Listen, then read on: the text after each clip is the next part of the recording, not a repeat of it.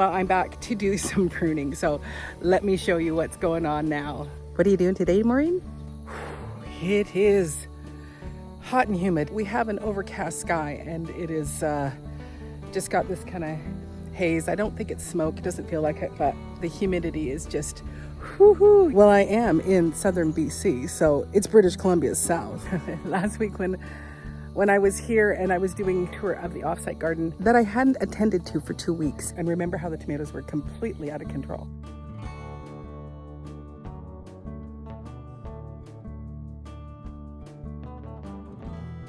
Well, I have come and I've done some pruning. And one of the things I'd like to kind of point out, especially for people who are new to gardening, that, you know, it's okay to prune your tomatoes.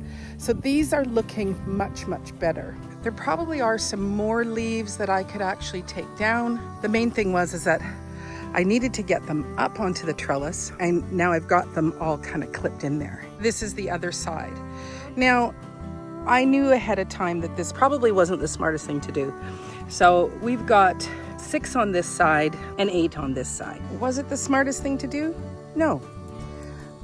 And I kind of knew that because it was going to overcrowd. But my focus has been, when you are thinking about pruning, you want to look for the ones that look like this. This is a sun leaf, and you don't need that many on there. And you will find when you're looking at your tomatoes that there is lots of sun leaves. So that's another one there.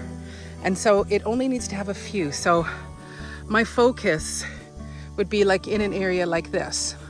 This would be one that I would take off because it's super crowded. And the reason why we do it is because this is what we're looking for.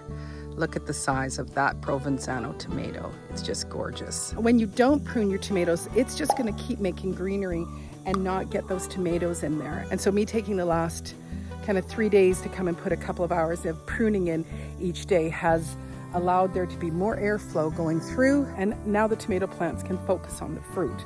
So that's the most important thing.